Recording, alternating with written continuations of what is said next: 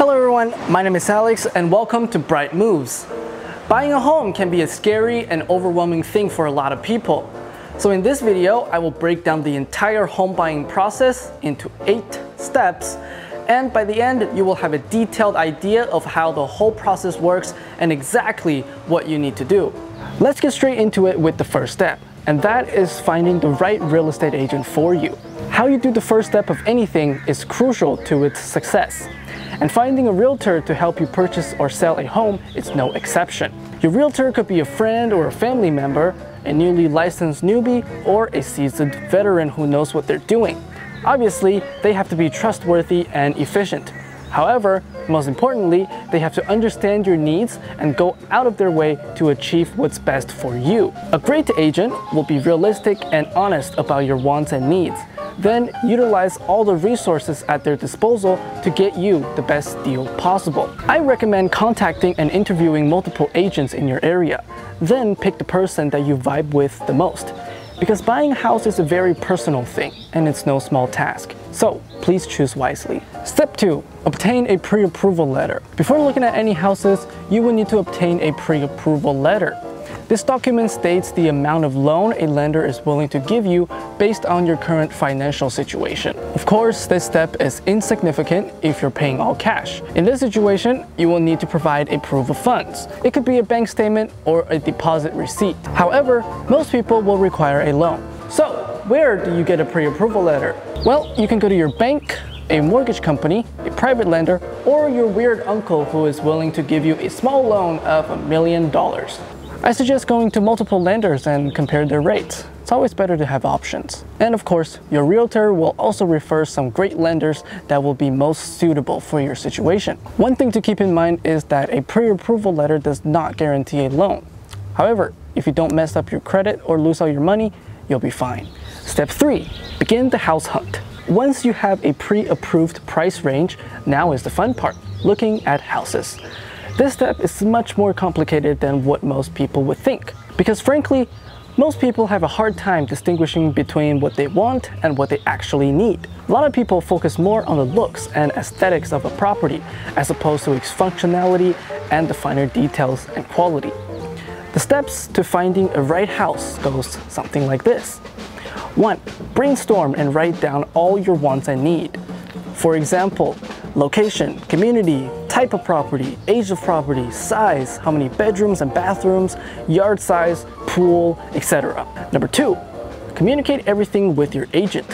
Although they will likely ask about it during your first meeting with them, I still recommend having the list ready beforehand. And also, it's okay if you're unsure about exactly what you want. I know it can be a very overwhelming task. So your agent will sit down with you and assess your needs, then narrow down the search criteria. We are here to help. Number 3, once your agent have a full understanding of your needs, they will use their experience and resources to handpick a list of homes within your search criteria. There could be only a couple or more than 20 on that list. No matter the quantity, I highly recommend that you carefully review and assess each one. Pick out your top 10 favorite homes and communicate all feedback with your agent. Number 4, your agent will schedule tours for you based on your availability. From my experience, it's best to see no more than 5 properties on the same day. Seeing too many houses in a short amount of time do get very overwhelming and will cloud your judgment. So try to keep it short and give yourself some time to think. But if you have the time and energy to see 20 houses in a day, I'm not stopping you. Step 4. Submit your offers. Most people will need at least a day or 2 after the home tours to make a decision. So your agent will respect your privacy and not blow up your phone. Once you make the decision on which properties you want to submit an offer to, your agent will come up with an offer strategy with you. They will use the historical data and comparable sales along with their expert market knowledge to come up with a ballpark estimate for your offer. The final decision for the offer price is ultimately up to you. The offer will also include your terms and conditions. Your agent will go over everything with you. For example, the purchase price, contingencies, earnest money deposit amount, and closing dates. The fastest closing date for a loan could be 14 days. Normally it is 21 or 30 days. Depending on the situation, you could ask for a 6-month closing date. If you're paying all cash, you can close in as soon as 2 days. Once the offer has been finalized and signed, it will be sent out. This will be a test of your patience. It is completely normal to not hear anything from your agent for a couple days. Don't worry, they're not ignoring you. What you're experiencing is separation anxiety. In all seriousness, you will have a response from the seller typically within 2 to 7 days. Sometimes it could take longer. There are 4 types of responses you may receive from the seller, and you won't like all of them. Number 1, the best response would be, "Congratulations, your offer has been accepted. Let's open escrow." Number 2, a counteroffer. This means the seller is not on board with the price or terms you offered. Don't worry, your agent will come up with a plan with you. Number 3, seller multiple counteroffers. This means that the seller has received multiple offers and is responding to all of them at once with a new price and or terms. Everyone will get the same counteroffer, and they are encouraged to submit their highest and best offer. The seller will respond after everyone has submitted their new offers. Number 4, the seller rejects your offer. In this case, they will state the reason of rejection, often because they found another buyer, or it could be financially related. Sometimes sellers can be very picky. Well, it doesn't matter which type of response you receive. Your agent will come up with a plan with you for the next step.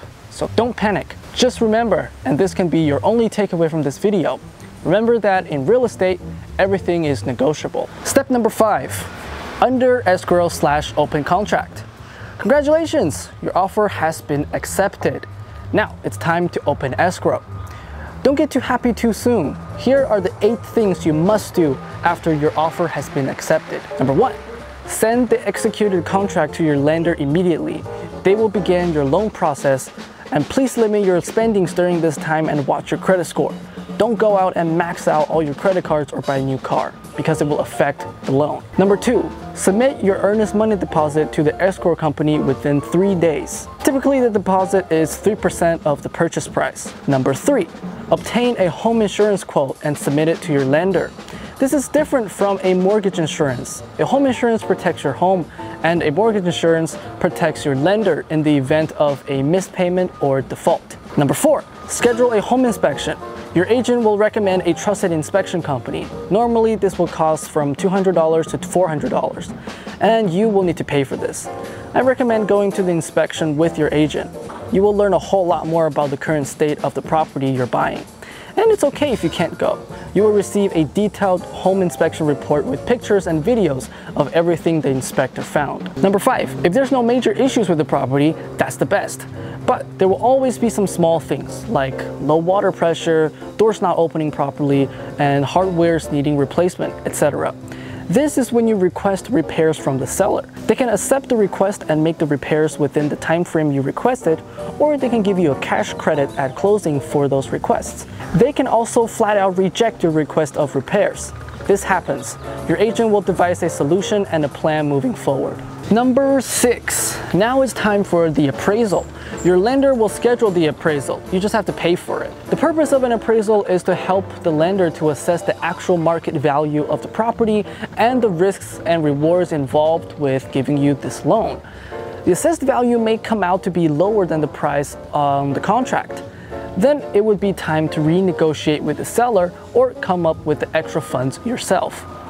7, remove all contingencies. Contingencies are conditions that must be met for a deal to go through. They protect both the buyer and the seller. Common contingencies include securing financing, property inspections, appraisals, selling a current home, ensuring a clear title, and reviewing HOA rules. If these conditions aren't met, the buyer can have the option to back out of the contract. But if you wish to back out once all contingencies have been removed, then say goodbye to your earnest money deposit because you're not getting that back. Last but not least, number 8, your lender will finalize all the loan documents and begin the final stages of the loan. You will receive a closing disclosure package. This is a very important document. Please review it carefully. It will contain your loan terms, mortgage payments, breakdown of the closing costs, and other documents. Number 6, closing preparations. Hang in there, you're almost finished. Just a couple more things to take care of. Number 1, prepare the closing costs. The exact amount will be in the closing disclosure package you just received. Number 2, schedule a moving company or rent a truck and do it yourself. Number 3, change your addresses. Number 4, activate or transfer all utilities. Number 5, make sure again that all contingencies are removed. Number 6, schedule a final walkthrough. This will be the last chance for you to see the property before closing. Of course, you can choose to waive the final walkthrough if there are no big issues. It's completely up to you. I'd say if you have the time, it doesn't hurt to go see your new house again. You can use the final walkthrough to take measurements for appliances, furniture, and improvements. Remember to keep in close contact with your agent. The closing process can be very confusing at times, so your agent is here to help guide you through everything. Don't feel bad for asking for help. Step 7 will be signing. Yes, this is the final step before getting your keys and moving in. Your agent or escrow officer will work with you to schedule a time and place for the signing with a notary. You'll be signing the purchase contract, loan documents, and title transfer documents and other documents as needed. After the signing, your lender will fund the transaction and wire the money to the seller. Last but not least, step 8, closing day. Congratulations, you did it. It's finally time to get the keys to your new house.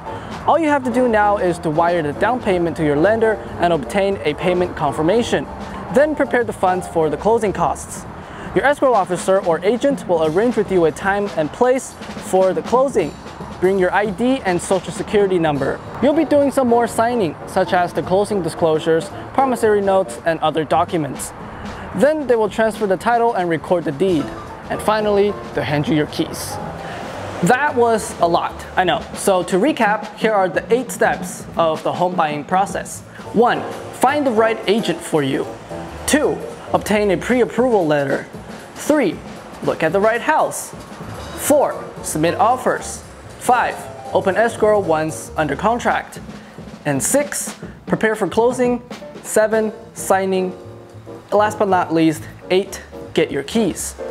I truly hope this video will help clear up some confusion and demystify the whole home buying process. And I try to make this video as short and as concise as possible, so I inevitably left out some details.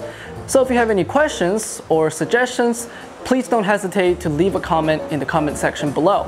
And feel free to share this video if you found it helpful. My goal is to help as many people as I can by sharing my knowledge and experience in real estate. So, thank you for watching as always, and see you guys next time. Bye-bye.